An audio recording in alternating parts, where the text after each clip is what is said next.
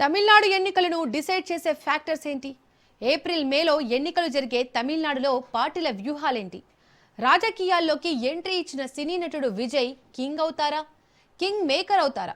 అన్నా డీఎంకే ప్రభావం తిరిగి పునర్వైభవం సాధిస్తుందా? బీజేపీ ఆశలను పళనిస్వామి తీర్చగలుగుతారా? డీఎంకేతో కలిసి నడుస్తున్న కాంగ్రెస్ తన కూటమి గెలుపులో ఏమైనా పాత్ర పోషించగలుగుతుందా? కేంద్రంలో పవర్లో ఉన్న బీజేపీ తమ మిత్రపక్షం పళనిస్వామిని భారంగా అవుతోందా, లేదంటే కమలదళమే పళనిని పవర్లోకి తీసుకొస్తుందా? విజయ్ కొత్త పార్టీ ఎంట్రీతో ఏ పార్టీ ఓట్లు చీలిపోతాయి, ఏ పార్టీని ఖతం చేస్తోంది? తాను అధికారంలోకి వచ్చేంత సీన్ విజయ్కి ఉందా? ఎంజీఆర్, జయలలిత, కరుణానిధి మాదిరిగా సీఎం అయ్యి సినీ నటులకు ఇంకా పొలిటికల్ సీన్ ఉందని నిరూపించగలరా, లేదంటే కమల్ హాసన్ లాగా ఓటమి చవి చూస్తారా? తమిళనాడు ఎన్నికలకు ముందు జరుగుతున్న రాజకీయ పరిణామాలను ఏ పార్టీ తనకు అనుకూలంగా మార్చుకుంటుందనే విషయాలపై ఉత్కంఠ నెలకొంది.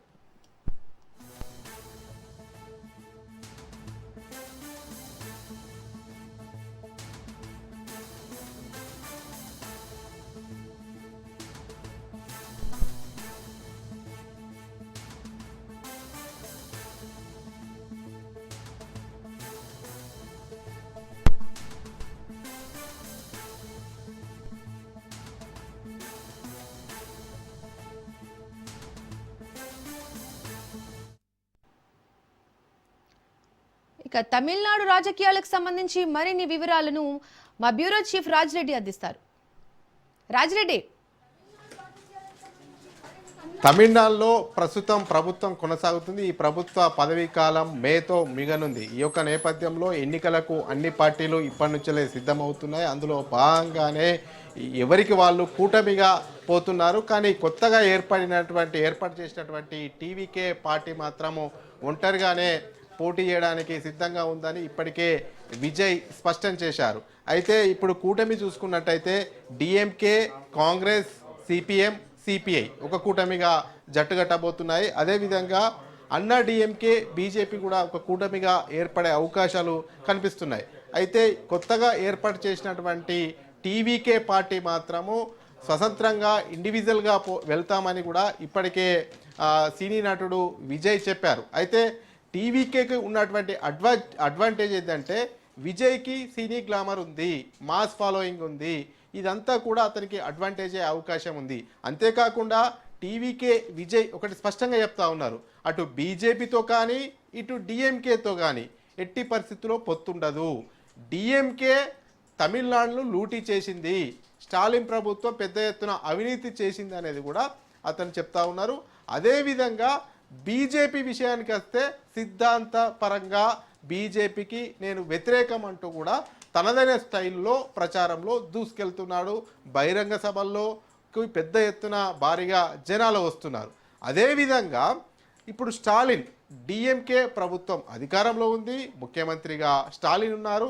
స్టాలిన్ ఏమంటున్నాడంటే తాను చేసినటువంటి సంక్షేమ అభివృద్ధి కార్యక్రమాలే తనని రక్షిస్తాయి, తాను పెద్ద ఎత్తున అభివృద్ధి సంక్షేమ కార్యక్రమాలు చేశాను, ప్రభుత్వ పరంగా ఇచ్చినటువంటి హామీలను దాదాపు 90% నెరవేర్చాను, తమకు ప్రభుత్వ సంక్షేమ పథకాలే తమని ఆదుకుంటాయని చెప్తున్నారు. అయితే స్టాలిన్ అధికారంలోకి వచ్చిన తర్వాత మహిళలకు ఉచిత బస్సు ఇస్తానన్నారు, ఉచిత బస్సును అమలు చేశారు. అదేవిధంగా కుటుంబంలో మహిళకు 1000 రూపాయలు ఇస్తా అన్నారు, ఆ 1000 రూపాయలు ఇచ్చారు. అదేవిధంగా ప్రభుత్వ ఆసుపత్రిలో ప్రైవేటు హాస్పిటళ్లకు ధీటుగా మెరుగైన వైద్య సౌకర్యాలు అందిస్తామన్నారు. అందులో కూడా వైద్యపరంగా కూడా మెరుగైనటువంటి సౌకర్యాలు, మెరుగైనటువంటి వైద్యం అందిస్తున్నారు. ఇక అతను ఇచ్చినటువంటి హామీల్లో నిలుపుకునేటువంటి హామీలు సాగునీరు, తాగునీరు గ్రామాలకు అందిస్తా అన్నారు. కానీ తాగునీరు, సాగునీరు విషయంలో ఆశించిన తరహాల్లో అతను ఇచ్చినటువంటి హామీల మేరకు గ్రామ స్థాయిలో సాగునీరు కానీ తాగునీరు కానీ అందించలేకపోయారు. విద్యలో సమూల మార్పులు తీసుకొస్తాము, ప్రైవేటు విద్య ఏ రకంగా ఉంటుందో ప్రభుత్వ పాఠశాలలో కూడా, ప్రభుత్వ కళాశాలలో కూడా కార్పొరేట్ విద్యకు ధీటుగా అందిస్తామన్నారు. కానీ అది చేయలేకపోయారు. ధరల నియంత్రణ చేస్తామని చెప్పారు ఎన్నికల ముందు, అది కూడా చేయలేకపోయారు. ఈ అంశాలన్నిటినీ కూడా, చేసిన అంశాలన్నిటినీ కూడా స్టాలిన్ చెప్పుకుంటా పోతే చేయని అంశాలను అటు బీజేపీ కానీ, అన్నా డిఎంకే కానీ, టీవీకే కానీ చెప్పుకుంటూ ప్రజల్లోకి వెళ్తున్నాయి. అయితే ప్రభుత్వ పదవీ కాలం మాత్రము మే వరకు ఉంది.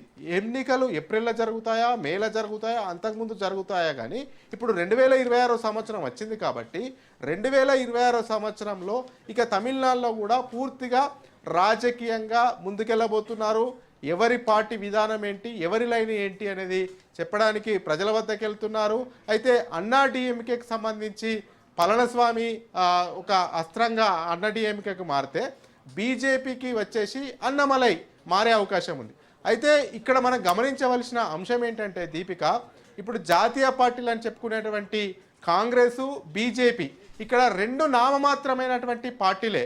అక్కడ ఏంటి అంటే తమిళనాడులో అక్కడ లోకల్ ప్రభావం ఎక్కువగా ఉంటుంది, ప్రాంతీయతత్వం ఎక్కువగా ఉంటుంది, ప్రాంతీయ పార్టీలనే ప్రజలు విశ్వసిస్తారు, నేషనల్ పార్టీలకు అక్కడ మనుగడ ఉండదు.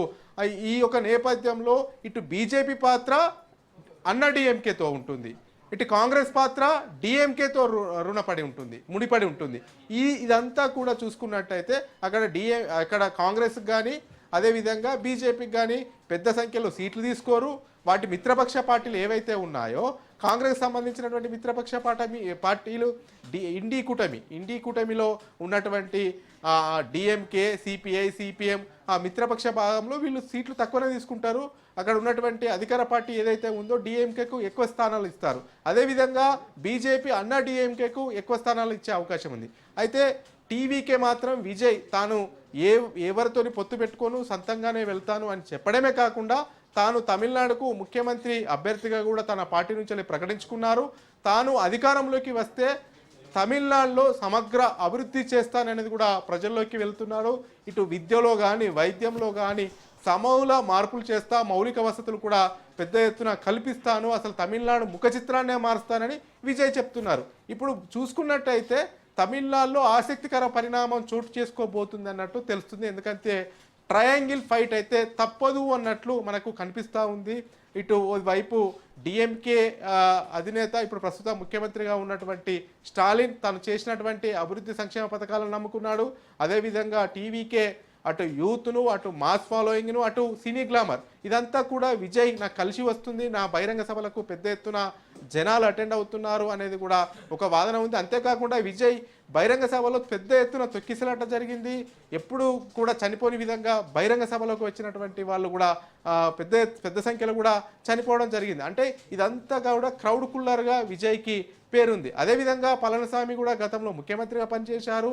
తాను కూడా అసలు ఈ యొక్క డిఎంకే ప్రభుత్వ అవినీతిలో కూరుకుపోయింది. అదేవిధంగా టీవీకే కూడా కొత్తగా వచ్చింది. మరోసారి అవకాశం ఇస్తే కేంద్రంలో బీజేపీ ఉంది కాబట్టి అభివృద్ధి చేసుకుంటూ వెళ్తాననేది కూడా పళనిస్వామి చెప్తున్నారు. అయితే ఇప్పుడు తమిళనాడు రాజకీయ ముఖ చిత్రంలో శరవేగంగా మార్పులు కనబడతా ఉన్నాయి. శరవేగంగా రాజకీయ ఎత్తులు పై ఎత్తులు వేస్తున్నారు. మరి ఈ యొక్క 2026లో జరిగే ఎన్నికల్లో ఎవరు అధికారంలోకి రాబోతున్నారు? అటు కొత్తగా వచ్చినటువంటి టీవీకే నుంచి అధికారంలోకి రాబోతున్నారా, లేకపోతే విజయ్ అధికారంలోకి రాబోతున్నారా, లేకపోతే డిఎంకే మరోసారి అధికారంలోకి వచ్చి చరిత్రను సృష్టించబోతుందా స్టాలిన్?